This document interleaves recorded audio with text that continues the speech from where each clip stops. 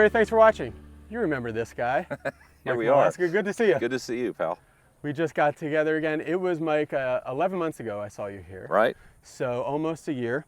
It's actually exactly 11 months because I think I was looking at my ticket last time. It was the 23rd of October, 2016 that I was out here.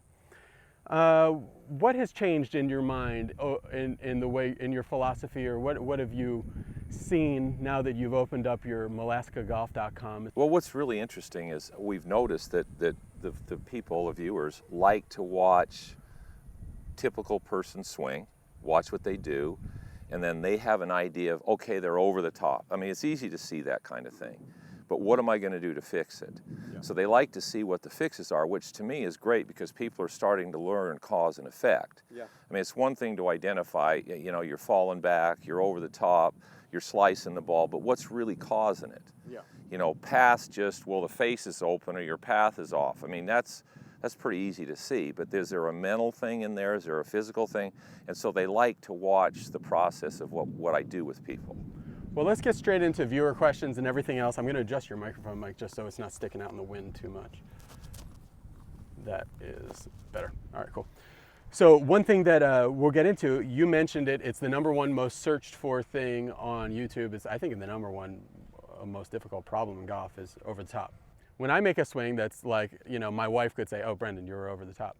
But everybody says, oh, the fix is easy, shallow the shaft. We know that you don't like the term shallow the shaft. Why is that? And then let's get into over the top and the best way to get past that. Well, when it comes to, I want the club coming in shallow and on the right angle of approach. Just in case somebody's a total novice, what do we mean by shallow the shaft? Well, when they start talking about shallow the shaft, they want people to get up here and they want the first move to let the shaft fall this way, to tip it back behind you, to keep the club from going out. Right. And I agree you don't want the club going out, but is it the shaft you're trying to shallow, or is it the sequence of your body that shallows your arms out and allows the club to come into the ball in the right angle of approach? I mean, you can make the club come into the ball many different ways. I can get twisty and have the club really behind me and I can turn it in, it can come into the ball the right way. I can get my arms coming in shallower and the club working over my hands into the ball, and we've got the same numbers on TrackMan. So which is the most effective? You can do both, but I found over my career of teaching and of playing, what I'm doing seems to be more beneficial to me, to the good players I'm working with, to be consistent and the least amount of stress on their bodies, but they can still hit it just as far. You're not losing speed, you're creating it a different way. You know, so everybody wants the shaft shallower. They want the angle of approach correct into the ball because we all know there's certain numbers that you want to get, angle of approach, path, face, to maximize the smash factor in what you're trying to do. There's just different ways to go about doing it. Okay, so let's talk about over the top. I know that when I've tried to shallow the shaft before, all it does is the shaft does get shallower, but my hands get steeper. Further out. They get like this. Every time I try to do this, they go out this way. And I've developed a nice, meaning horrible, little move in my swing where this happens a little bit. Right. And gosh, I hate it. So where does the most common cause and also the most common cure for an over-the-top or out-of-sequence kind of swing? Well, first, I've spent 40 years doing this and probably 25 or 30 years in corporate America teaching most people that are playing the game, and high-level players. But the average person, the first thing that causes over-the-top is they tend to slice the ball.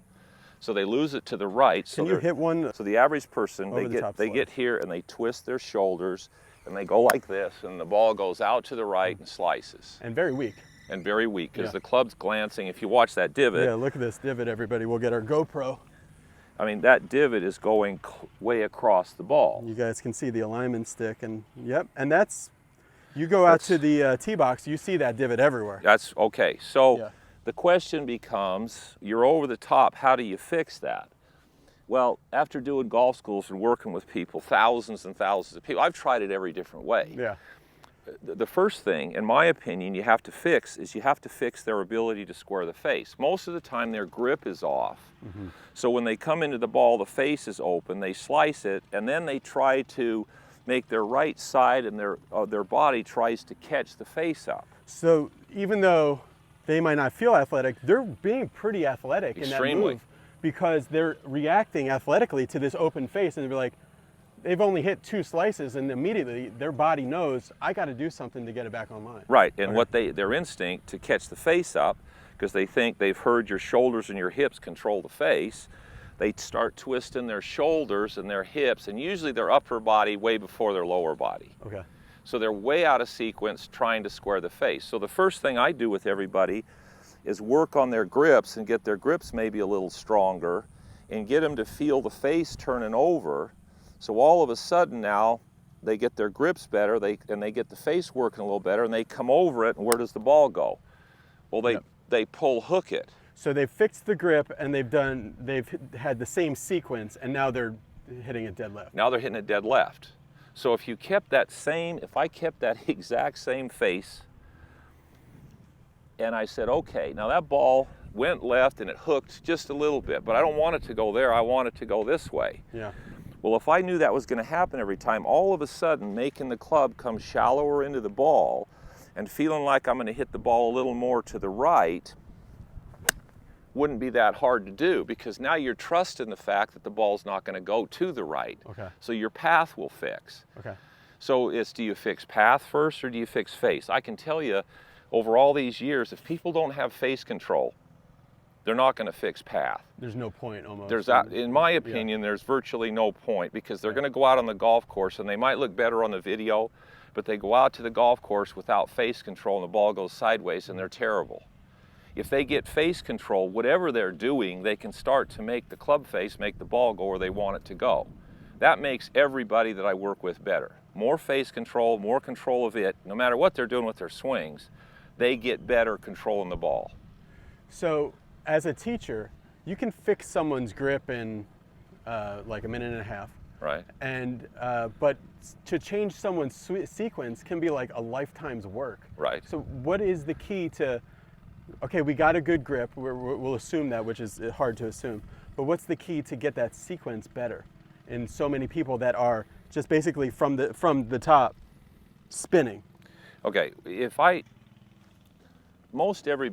take a ball and I put a ball in their hand, and I say, okay, I want you to take this back, and I want you to throw the ball down there. Yeah. Nobody goes like this. Nope.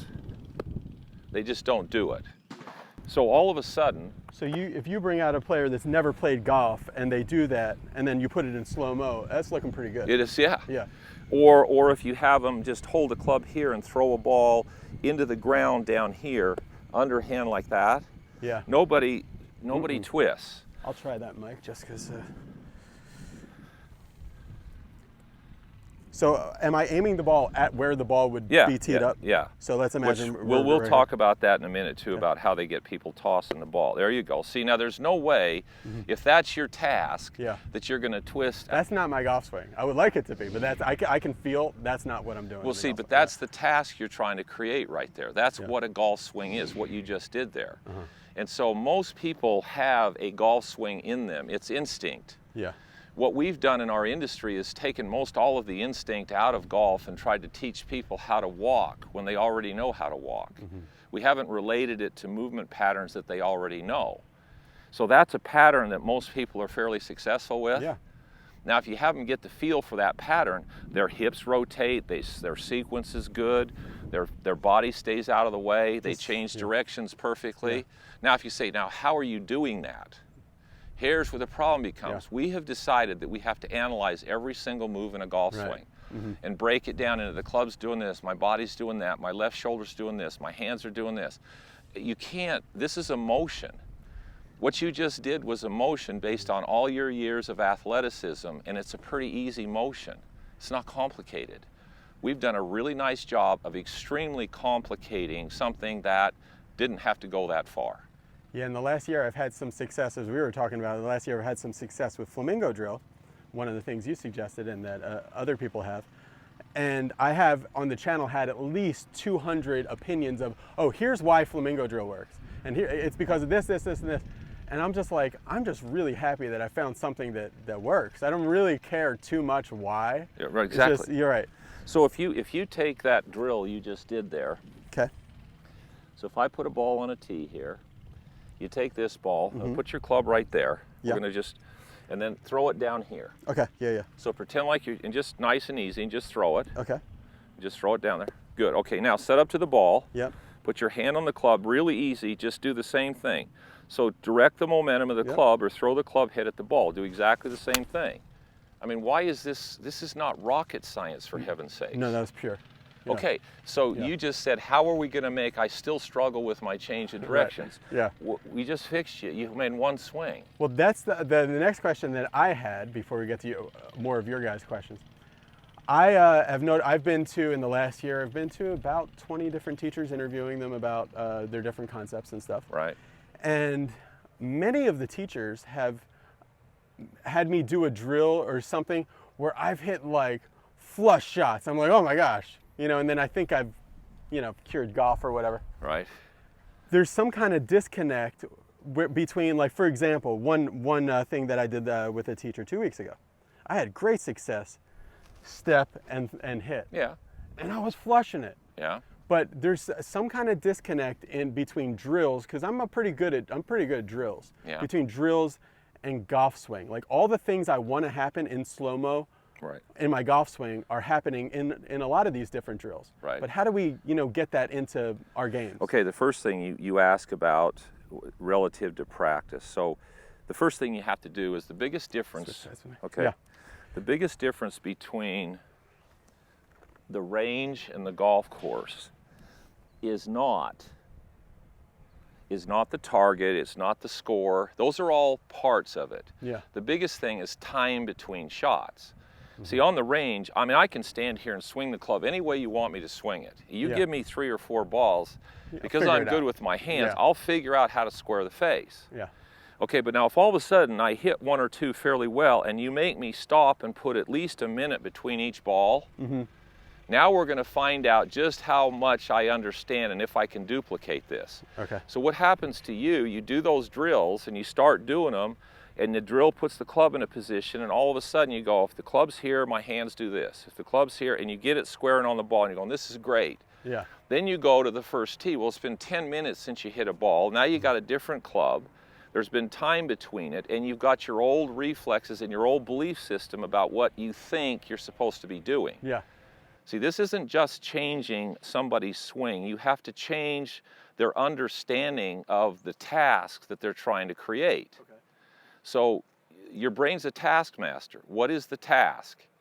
If you've got a bad task and you think that's what's supposed to happen, hold the angle in your wrists, shift your weight. If you think that that's what you're supposed to do, under pressure, your body is going to do what it thinks it's supposed to do to keep you safe. Yeah. That's how your body works. It's called fight or flight. So you can't just have somebody hit balls and they hit it better. They have to intellectually understand and conceptually understand why this is going to work under pressure. Then your subconscious under pressure goes, I'm going to default to that because I want to be safe. But if your subconscious still doesn't buy it or it doesn't understand it, there's I don't care how many balls you hit, you walk over there, you put a little pressure on it, you're going to default to what you think, what your instincts think are correct.